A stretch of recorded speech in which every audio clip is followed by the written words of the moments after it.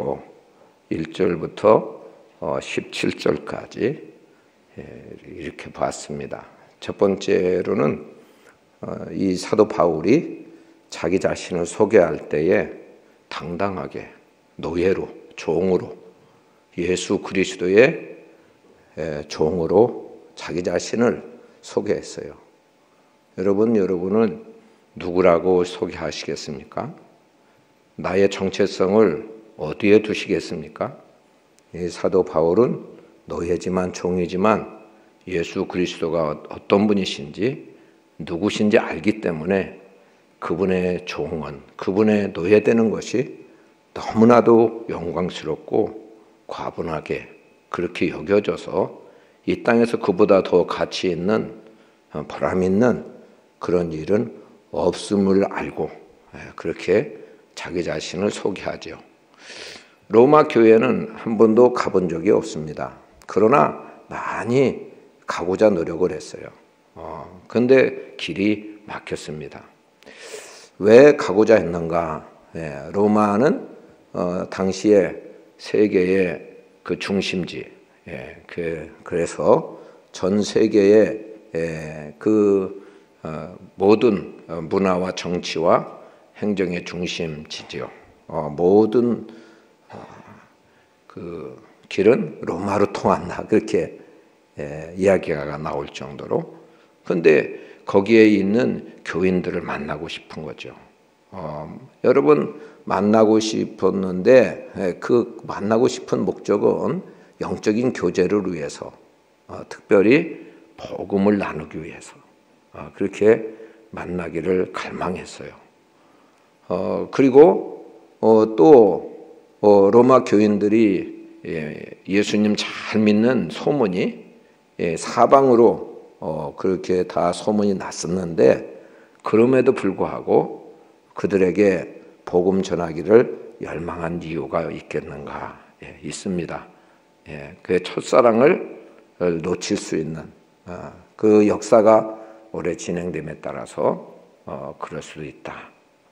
회복을 위해서 혹은 이 복음을 다시 한번 전함으로 인하여서 그래서 가장 그 믿음의 기반, 기초 이것을 제대로 이렇게 놓기 위해서 목회적인 관점에서 이런 배려 속에서 복음을 나누기를 원한 것이죠. 복음을 부끄러워하지 않는다. 사람들은 복음을 부끄러워하는 그런 당시의 모습이었어요. 그런데 왜 복음을 부끄러워하지 않는가? 이것은 모든 믿는 자에게 주시는 구원을 주시는 하나님의 능력이 되기 때문에 인생이 죄 가운데서 구원받을 다른 길이 없어요. 그런데 이 예수님의 그 십자가와 부활의 그 복음, 이것은 유대인들에게는 기적을 하나님을 믿는 그 유대인들에게는 거리끼는 거예요. 그리고 헬라인들에게 지혜를 추구하는 헬라인들에게는 너무나도 어리석고 미련하게 보여요. 그러나 하나님의 이건 지혜고 하나님의 능력이고 또 하나님께서 일방적인 그런 희생의 대가로 우리에게 주시는 구원이기 때문에 너무나도 복음이다. 그래서 부끄러워하지 않는다 하는 것을 말하고 있어요. 그리고 또 이 복음에 대해서 하나님의 한 의가 나타났다. 인간의 방법으로는 구원에 이를 수 있는 어떤 노력과 또 어떤 그런 공로도 있을 수 없어요. 구원을 얻을 수 있는 다른 길이 없어. 그래서 하나님의 방법으로 하나님이 계획하시고 또 하나님이 일방적으로 희생하시고 또 하나님이 만세전부터 택정하신 자들로 구원을 이루게 하는 그런 믿음을 선물로 그 주심으로 말미암아서 구원 얻는다고 하는 것이 이것이 너무나도 하나님의 주권적인 일인데 너무나도 내가 구원 얻었다는 것, 내가 예수님 믿는다고 하는 것 이것이 기적 같은 일이거든요. 이것이 도무지 인간적인 계산으로 되는 일이 아니고 어떤 인간적인 지혜로 되는 일이 아닌 전적인 하나님의 사랑이거든요. 예, 그래서 그런 하나님의 한 의가 나타났다. 예, 그래서 믿음으로 믿음에 이르게 했다. 그래서 오직 의인은 믿음으로 말미암아 살리라 한 것 같다. 예, 어떻게 의인이 돼? 주인이 어떻게 의인이 돼? 이거 죽었다 깨나도 안 되는데 예수님의 나의 구주 나의 하나님이라고 하는 것을 믿음으로 의인이 시작되고 또 그런 하나님이신 그 예수님을 나의 구주 되시고 나의 목자 되심을 신뢰하고 믿음으로 그 하나님 나라에 이르게 되고 그리고 모든 축복도 그분을 신뢰함으로 얻게 된다고 하는 믿음으로 믿음에 이르게 하는 오직 의인은 믿음 처음도 믿음이요 끝도 믿음으로 승리하게 되고 또 주님을 영화롭게 할 뿐만 아니라 또 주의 은혜와 축복을 누리게 되는 줄로 믿습니다. 할렐루야.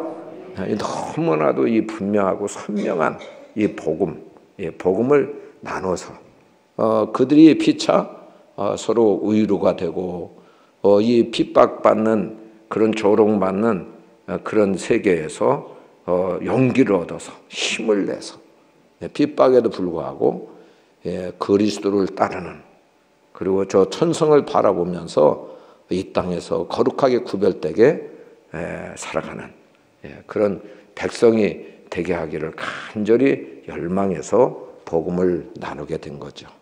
자, 우리 18절에 보면 이제 본론이거든요. 18절부터는 본론이요, 본론. 복음을 나누는데 뜻밖에도 뭐를 시작해요? 하나님의 진노가. 하나님의 진노가. 끝부분에 보면 하늘로부터 나타나나니. 이 한 절에 보면 하나님의 진노가 하늘로부터 나타나나니. 하나님의 진노가 나타났다. 하나님의 진노부터 언급하고 있어요. 자, 모든 믿는 자에게 구원을 주시는 하나님의 능력이 되는 것이 복음인데 복음을 선포하는 그런 서두에 정말 뜻하지 않은 예상치 않은 그런 용어가 등장해요. 그런 단어가 등장하잖아요. 아유 복된 소식, 기쁜 소식. 그런데 하나님의 진노 엉뚱땅땅하게 하나님의 진노 먼저 이렇게 언급을 하거든요. 그것은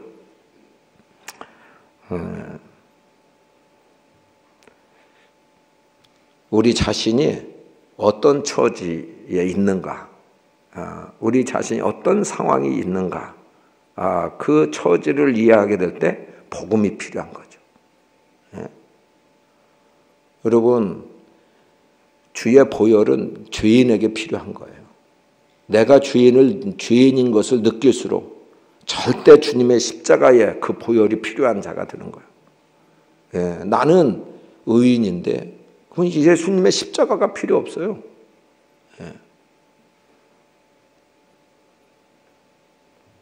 자, 복음이 되기 위해서 내가 하나님의 진노에 받을 자인 것이 틀림없다 이렇게 느낄 때 나에게 정말 하나님의 복음이 필요하구나. 그것을 깨닫게 하기 위해서 하나님의 진노를 언급하신 거죠. 어떤 신학자는 하나님은 사랑의 하나님이시지. 하나님 사랑의 하나님이시다. 그렇게 말해요. 우리도 사랑의 하나님을 믿습니다.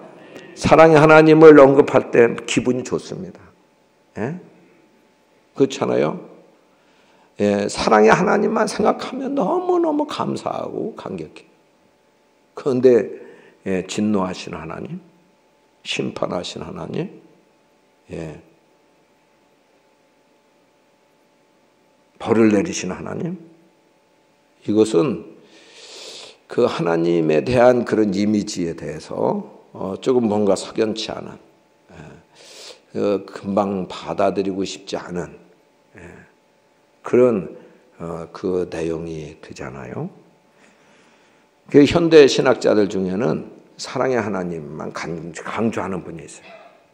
그래서 하나님의 진노하신 하나님, 화를 내신 하나님, 이런 하나님을 아예 그런 개념을 부정해버리는, 부인해버리는 그런 신학자들이 있습니다. 사랑의 하나님과 또 진노하시는 하나님과는 서로 모순된다는 거예요. 이거는 양립할 수 없는 개념이라는 거죠. 그래서 이런 신학자들은 하나님의 진노를 인정하지 않고 거부합니다. 그리고 죄인을 심판하시려고 준비한 지옥까지, 성경에 있던 없던 그런 지옥까지 부정해버립니다. 만약 지옥이 성경에 기록되어 있다 할지라도 그것은 엄포용이다. 이 진짜 하나님이 가두어 두시고 그 지옥에 집어넣으셔서 그냥 영원토록 거기에 지옥에 떨어져서 벌받게 하시는 그런 하나님이 아니시다.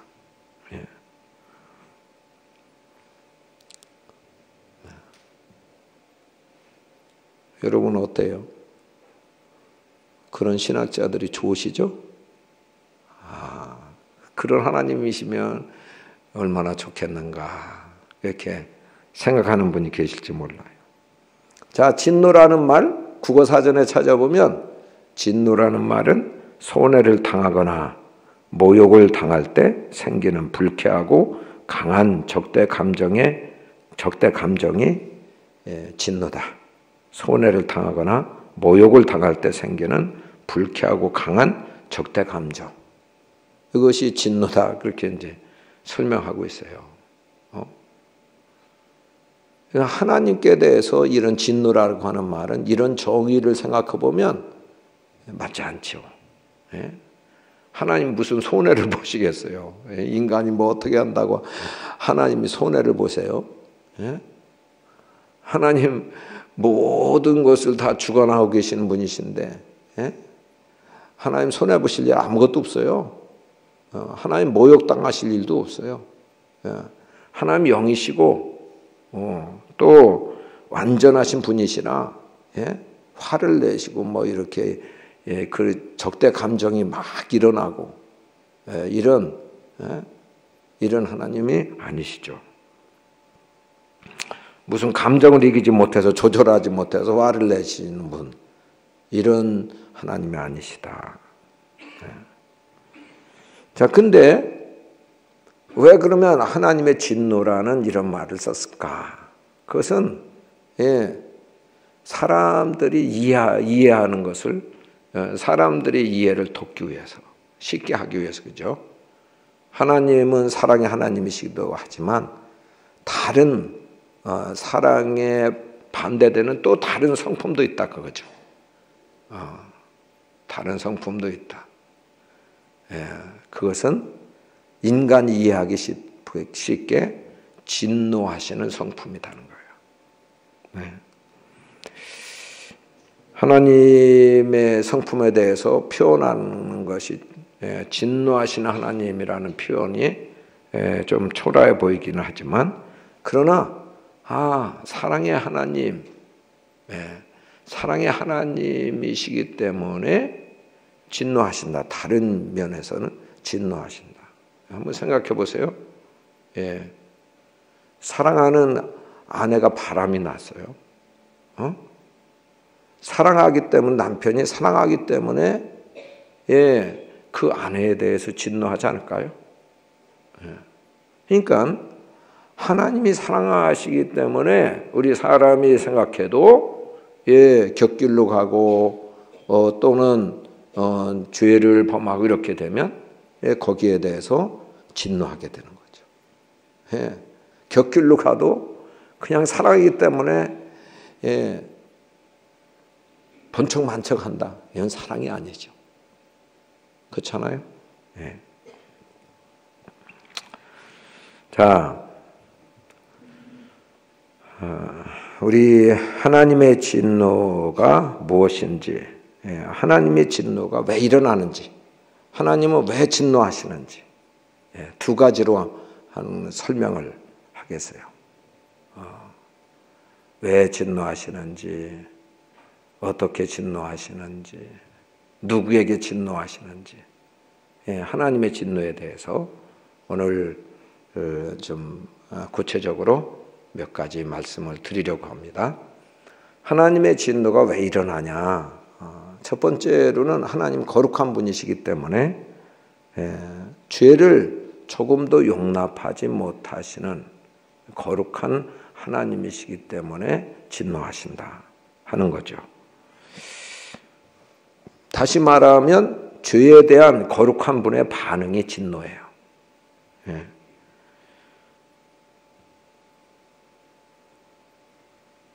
거룩하신 하나님께 이 죄는 결코 가까이 올 수 없는 거죠.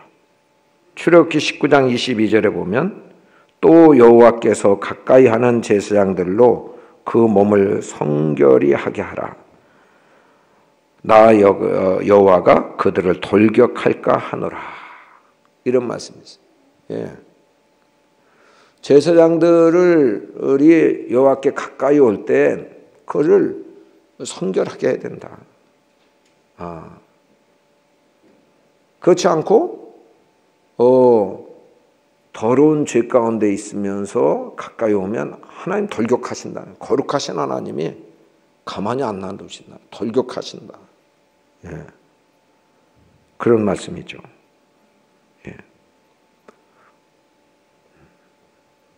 여러분, 우시야 왕이 죽던 해 이사야가 성전에 들어가서 보좌에 앉으신 하나님이 거룩하다 거룩하다 거룩하다 노래를 부르잖아요. 천사들이. 그때에 자기가 죄인됨을 발견하잖아요. 자기가 입술이 부정한 자이고 입술이 부정한 백성 중에 거하는 자이다.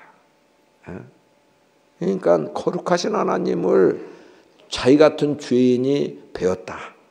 이것은 이제 망하는 거다. 이건 죽을 수밖에 없다. 화르다 나라여 망하게 되었도다. 이렇게 고백하잖아요.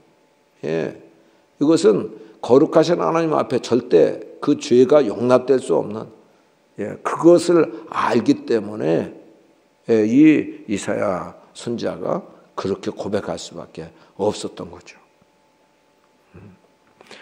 하박국 1장 13절에 보면 주께서는 눈이 정결하심으로 악을 참아보지 못하며 그렇게 말씀했어요. 눈이 정결하심으로 악을 참아보지 못하시는 분이시다. 거룩한 분이시기 때문에 죄악을 그냥 묵인하고 그냥 참고 보지 못하시는 분이시다 하는 것을 말씀하고 있어요. 그러기 때문에 진노하신 거룩한 성품 때문에 하나님은 진노하신다. 다른 한 가지는 왜 진노하시냐? 자녀를 사랑하는 자녀를 징계하시는 하나님의 진노는 자기 자녀를 징계하시는 사랑의 한 방편이다. 그렇죠? 여러분, 사생아나 남의 자녀는 잘못돼도 그렇게 꾸중하지 않아요. 자기 자녀는 사랑하기 때문에 곁길로 가면 가만히 놔두질 않아. 금방 말로 권면하고 또 심할 때는 채찍으로 이렇게 징계를 해서라도 바로 잡으려고 하는 것이 부모의 사랑이잖아요. 하나님의 자녀를 향한 사랑 때문에 하나님이 진노하신다는 사실이죠. 잠언 3장 12절에 보면 대저 여호와께서 그 사랑하시는 자를 징계하시기를 마치 아비가 그 기뻐하는 아들을 징계함과 같이 하시느니라. 이렇게 말씀했어요. 자, 우리는 하나님이 거룩하시기 때문에 하나님이 진노하신다. 또 우리를 사랑하시기 때문에 하나님이 징계로 진노하신다 하는 것을 깨달을 수 있기 바랍니다. 자, 다시 한번 18절 읽어보겠습니다. 18절 같이 읽겠습니다. 하나님의 진노가 불의로 진리를 막는 사람들의 모든 경건하지 않음과 불의에 대하여 하늘로부터 나타나나니. 아멘. 하나님의 진노가 누구에게 나타나요? 거기 보니까 불의로 진리를 막는 사람들에게 나타나는 거예요. 불의로 진리를 막는 사람들에게 나타난다. 하나님의 진노가 불의로 진리를 막는 사람들에게 나타난다. 그런 말씀이죠. 여기 불의라고 하는 말은 원어로 여러 가지로 설명할 수 있어요. 그런데 우리가 대체해도 알기 쉽게 대체해도 좋을 말은 불의 대신에 죄를 대체해도 돼요. 예? 우리가 우리 죄를 자백하면 그는 미쁘시고 의로우사 우리 죄를 사하시며 모든 불의에서 우리를 깨끗하게 하실 것이다. 그 불의, 죄라고 대체해도 된다는 거죠. 예. 여기 불의도 죄라고 대체해도 돼요. 그러니까 죄로 진리를 막는 사람들에게 하나님의 진노가 나타난다.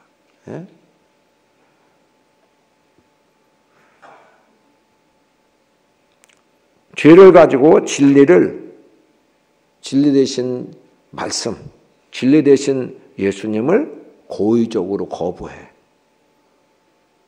반항해. 예수님께 대해 반항해. 또 대적하는 그런 사람들에 대해서 하나님은 진노하신다. 예? 진리 되신 하나님, 말씀이 진리인데 하나님의 말씀을 고의적으로 거부하고 대적하고 또는 반항하고 이런 사람들에 대해서, 예수님께 대해서, 이런 사람들에 대해서 하나님은 진노하신다. 그것입니다. 자, 구체적으로 무엇 때문에 이런 사람들, 불의로 진리를 막는 이 사람들의 무엇 때문에 진노하시는가? 두 가지인데 거기를 보니까 경건하지 않음과, 첫 번째로는 뭐예요?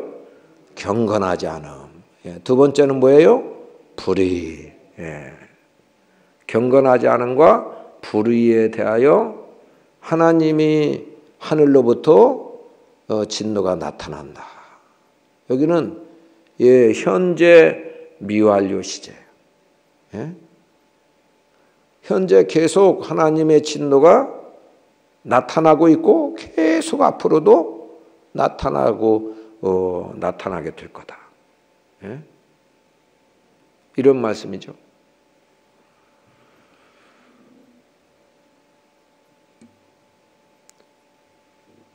자, 그 불의로 진리를 막는 사람들의 모든 경건하지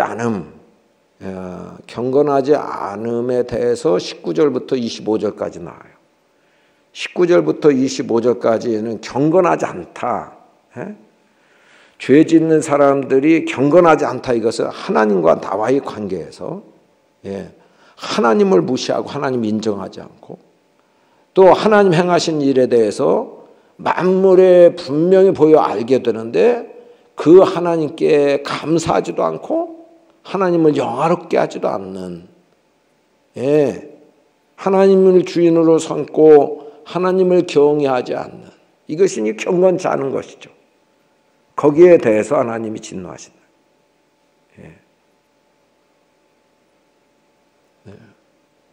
우리는 그 하나님과의 관계에서 경건한 가정, 경건한 우리 자신이 되기를 축복합니다.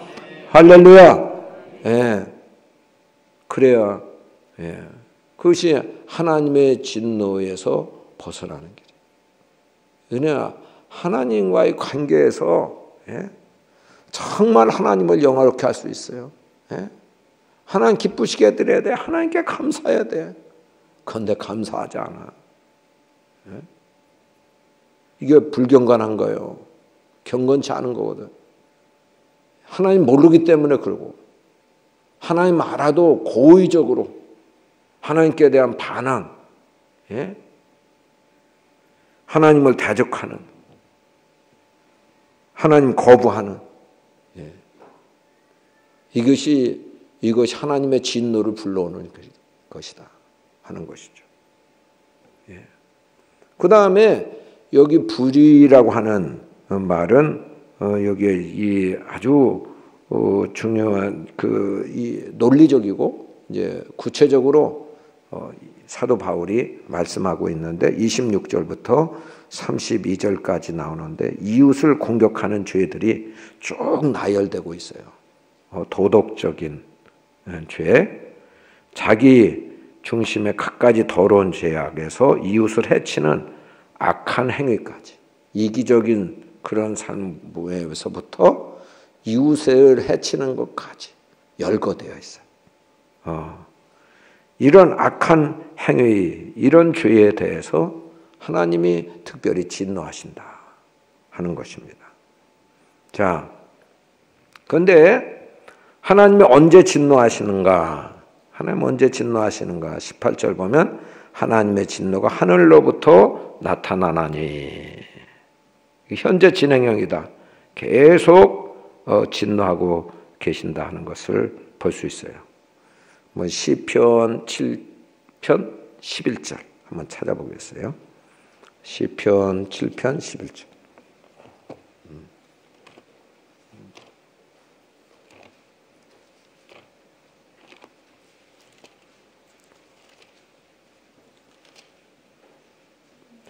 시편 7편 11절. 시편 7편 11절. 같이 읽겠습니다. 하나님은 의로우신 재판장이시며 매일 분노하시는 하나님이시로다. 아멘. 하나님은 언제 분노하세요? 매일 분노하세요. 지금 분노하고 계세요. 자, 이게 매일 의로운 재판장이세요. 하나님이 기준이에요. 하나님 말씀이 기준이에요. 그것에 대해서 경건하지 않아? 불의로 그렇게 진리를 가로막고 이렇게 살아가? 그것에 대해서 하나님 다 알고 계세요. 하나님이 다 재판하고 계신다니까. 재판장이신 분이. 그래서 매일 분노하고 계신다. 아유, 지금 아무 일도 안 생겼는데.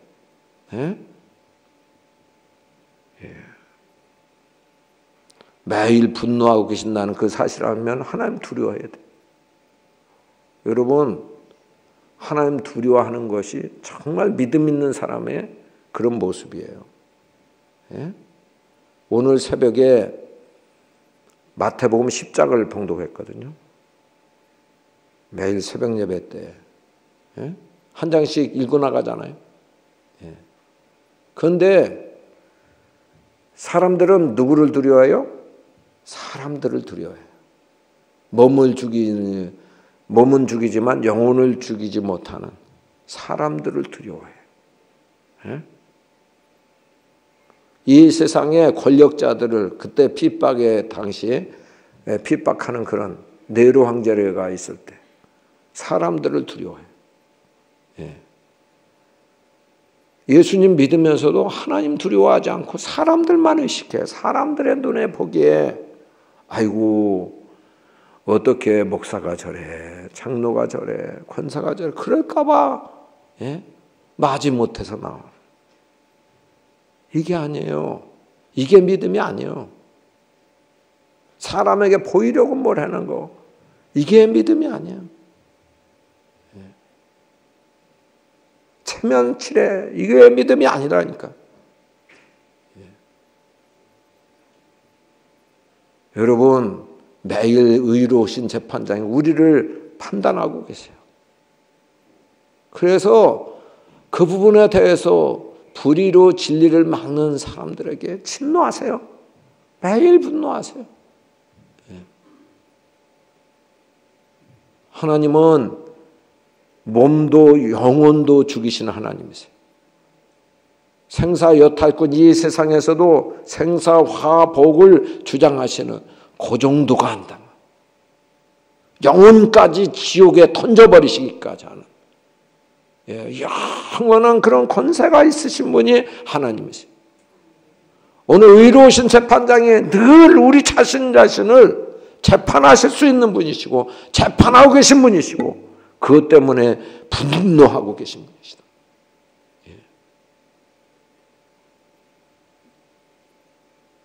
하나님 한 분만 두려워하고 경외하는 우리 모두가 되기를 축복합니다. 정말 중요해요. 예수 믿는 사람이 하나님 두려워하지 않아. 정말 하나님을 가볍게 여겨. 사랑의 하나님이라고 생각되기 때문에 가볍게 여겨. 하나님 앞에 정말 형식적으로 예배하고 정말 아나니아와 삽비라 같은 그런 일이 하나님 다 아시기 때문에 재판하시고 분노하셔서 이렇게 만약 오늘도 진노하신다면 거짓되게 하나님 앞에 예배하고 예물을 드림으로 말미암아서 죽을 사람이 한두 사람이 아닐 거다. 그래서 어느 경건한 분은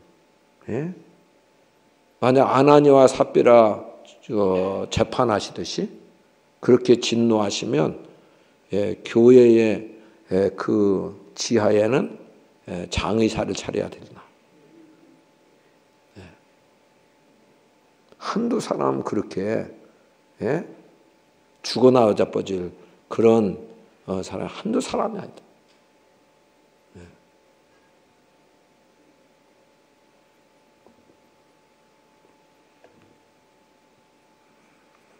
하나님의 진노를 너무나 가볍게 여겨. 진노하신 하나님에 대해서 아예 무시하고 사는지도 몰라. 그래서 예수님이 경고하신 말씀은 하나님만 두려워하라는 거예요. 몸과 영혼을 함께 멸하신 그가 하나님을 두려워하라는 것이죠. 자, 매일매일 하나님 분노하시고 지금도 분노하고 계시다면 하나님의 진노하시고 계신다면 이 악이 성행하고 악한 사람들이 얼마나 많은데 이 세상에 우리가 생각해도 눈 뜨고 볼 수 없는 사람들이 얼마나 많아요. 그런데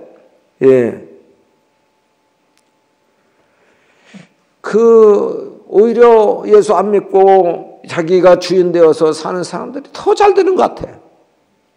하나님 진노하신다면 더 잘 되는 것 같아.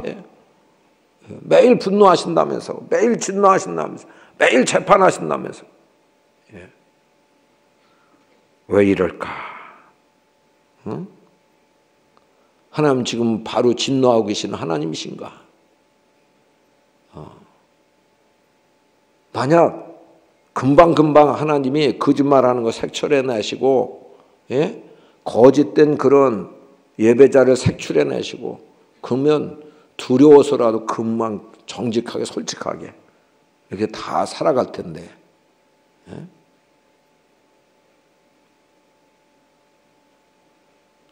그렇게 생각이 안 되세요?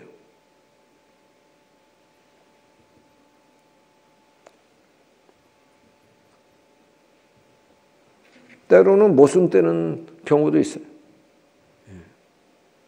사하라 사막에 그 굶어 죽는 사람들이 거기에 사는 사람들, 예수 믿는 사람들이 40% 된대. 예수 안 믿는 그런 불교권이나 힌두권 가서 그런 굶어 죽는 사람이 생겨야지. 거기 예수 믿는 사람들에게 굶어 죽는 사람들이 생긴다면.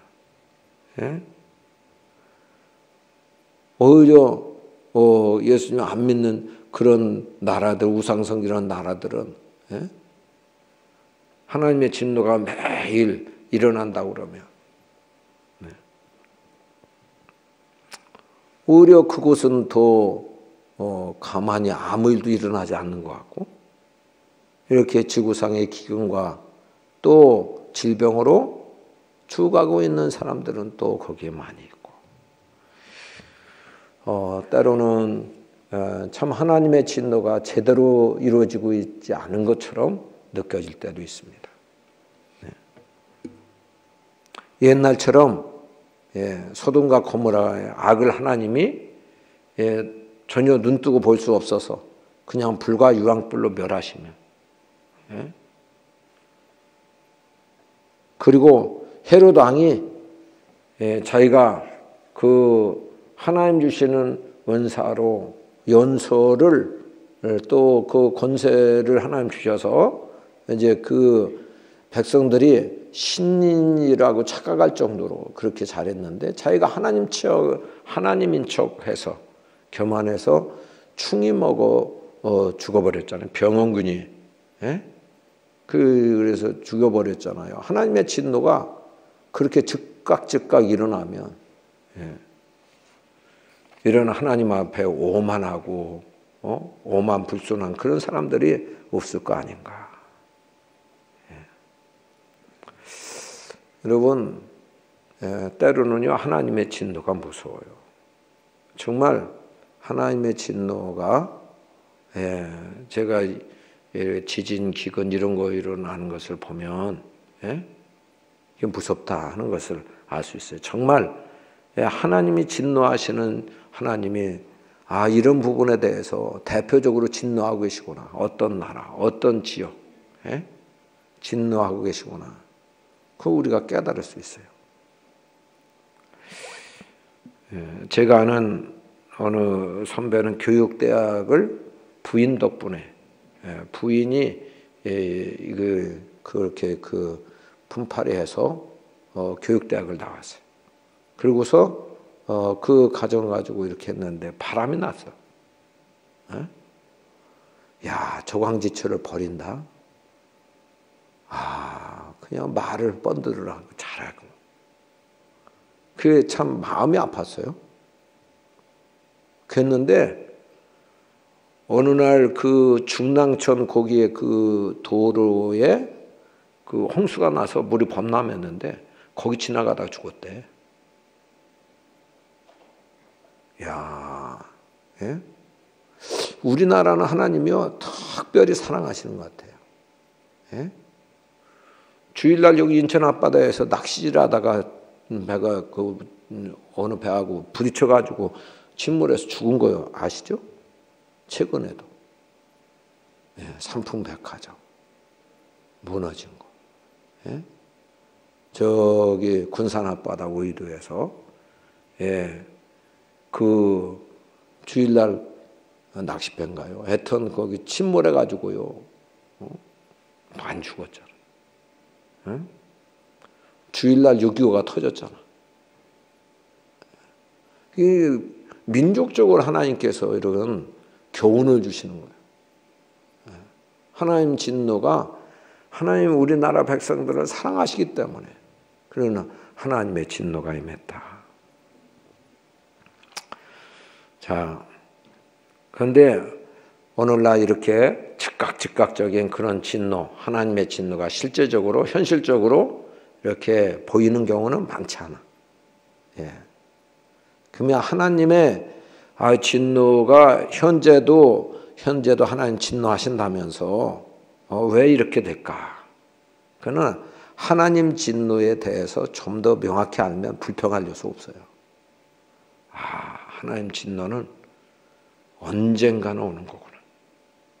이게 하나님의 진노의 성격은 이런 거구나. 이걸 알면 지금도 여전히 하나님 진노하고 계시구나. 우리는 하나님을 두려워하고 또 경외하게 돼요.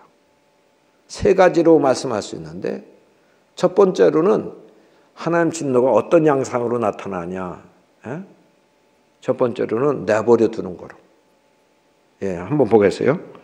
24절 보겠습니다. 24절. 같이 읽겠습니다. 그러므로 하나님께서 그들을 마음의 정욕대로 더러움에 내버려 두사 그들의 몸을 서로 욕되게 하셨으니. 26절. 이 때문에 하나님께서 그들을 부끄러운 욕심에 내버려 두셨으니. 거기까지. 28절. 또한 그들이 마음에 하나님 두기를 싫어하며 하나님께서 그들을 그 상실한 마음대로 내버려 두사. 보세요. 자, 하나님의 진노가 이제 경건하지 않은 사람들을 향해서 나타나는데 내버려 두는 거예요. 하나님 포기하시는 거예요. 아이고, 이 죄져도 상관없네. 그렇게, 아무렇게나 살아도 게으르게 살아도 상관없네. 하나님 앞에 꼭 그렇게 순종하며 살 필요 뭐가 있나. 적당하게 그냥, 체면치레하지. 하나님이 그냥 내버려 두신다는 거예요. 하나님 모르셔서 그런 게 아니라 내버려 두신다. 몇 번 말씀하시다 내버려 두시는 거예요. 이게 무서운 거예요. 여러분 자녀들도 고3 마지막 2학기 때 삐뚤어 나가면 어떡해? 제가 어떤 학부모 그런 얘기 들었어요. 정말 그 세속적인 그런 가치관을 가지고 자녀를 길러서 1등이야 계속. 그런데 고3 나와서 고3 때 돼서 삐뚤어졌어요. 그럼 오히려 부모가 그때 깨어난 거예요. 덕이 됐더라고. 계속 1등으로 뽑다가 서울대학 포기하고, 나 안 하겠다는데, 남매가 다 하나는 고1이고 고3 마지막 그냥 둘 다 그냥 잘 나가는 줄 알았다니까요. 근데 부모가 아무리 설득해도 안 돼. 그냥 내버려 두는 거예요. 그러다가 그걸 통해서 하나님의 음성을 들은 거예요. 그래서 그게 하나님 사랑하셔서 그제라도 깨닫게 됐다니까. 그 자녀가 잘못되는 것으로 통해 가지고. 자, 어쨌든 내버려 두는 하나님의 포기가 진노예요. 아이고 내가 이래 아무것도 안 일어나네.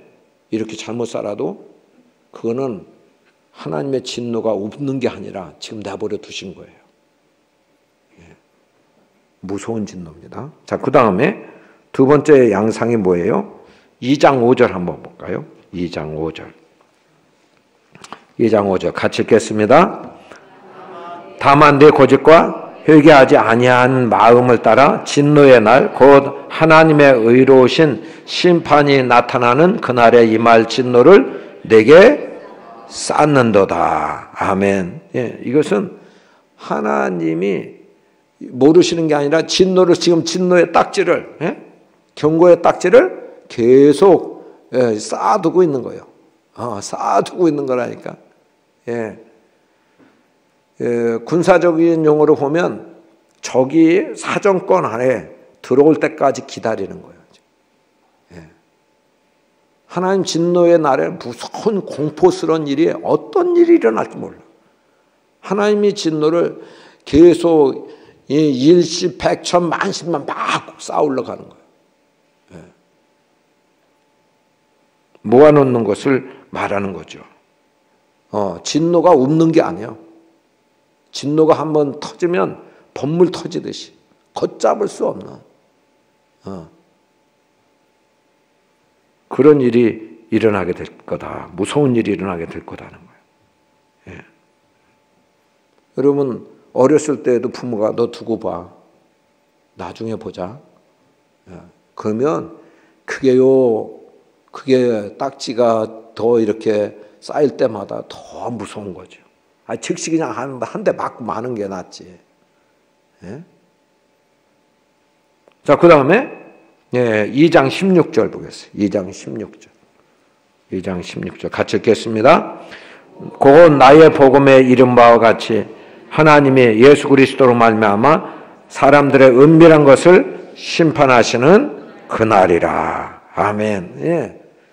하나님 드러내지 않고 다윗처럼 드러내지 않고요. 그냥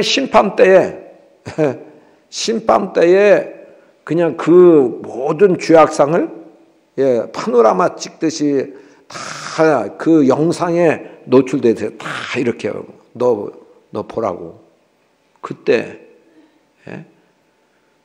평상시에 드러나지 않는다고 그래가지고요 하나님의 진노가 없는 게 아니다. 은밀한 것을 드러내서 심판하는 그날이 있다는 거예요. 무서운 거예요. 이게. 그게 무서운 거예요. 주님께서 말씀하셨잖아요. 사람 앞에서 시인하면 내가 그때 하나님 앞에서도 너를 시인하게 될 거다. 주님 말씀하잖아요. 자, 그러므로 여러분 아직 예수 믿지 않고 또 예수님을 구주로 모시지 않고 이렇게 살아가는데 뭐 가정이 잘 돼. 신방 갔는데 그 부인이 아우 남편 사업도 잘하고 자녀들도 뭐 좋은 대학 들어가. 아 좋아요. 그게 가장 무서운 거예요. 사실. 그런 집 심판 가면요 마음이 답답해. 정말 하나님의 진노를 몰라서 그래요.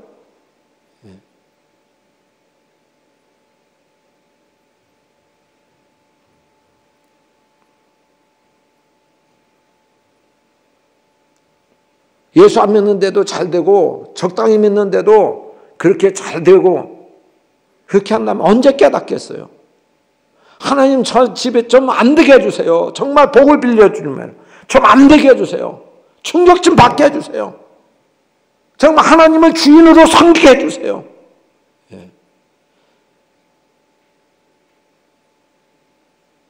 부인이 깨어있는 그런 가정이라면 그런 기도하게 된다고.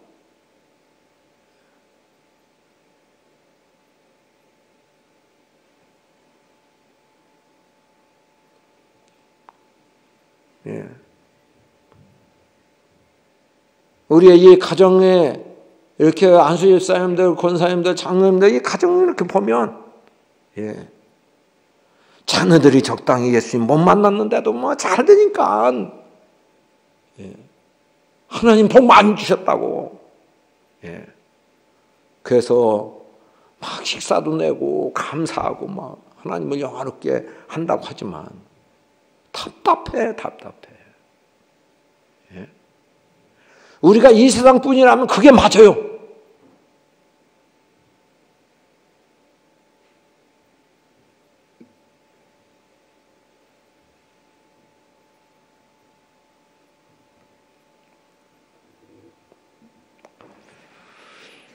참 하나님께서 그 지금 당장 진노를 하지 않으신다고 그래서 불의로 진리를 막는 예수님을 무시하고 예수님께 대해 반항하고 또 진리의 말씀에 대해서 우습게 여기는 그 같은 삶에 대해서 그래서 경건치 않은 그냥 뭐 세상적으로 잘 나간다 경건치 않은 하나님 그건 다 심판 자료입니다. 하나님의 진노 자료요. 진노를 더 쌓아놓고 있는지 몰라. 이런 영혼들을 생각하면 막 가슴이 메어지는 것 같아. 왜 이렇게 하나님을 우습게 알고 하나님을 이렇게 망령되이 믿는 것일까? 믿음 가운데 확실히 주님을 붙들고 사는 사람이 어리석게 보이고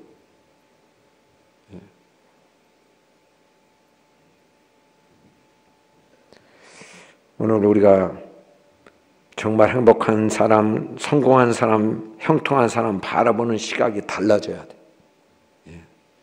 하나님의 진노를 지금 쌓고 있는 거 아닌지 저 불의로 진리를 막는 그런 사람의 모습이면 주여 화를 당해서라도 저가 하나님의 진노, 징계, 채찍에 맞아서라도 하나님 앞에 제대로 좀 돌아오게 해주십시오. 이게 깨어있는 사람의 제대로의 그런 기도의 제목이다. 오늘 저와 여러분이 그렇게 사는 우리 모두가 되기를 축복합니다. 우리 같이 통성으로 기도하겠습니다.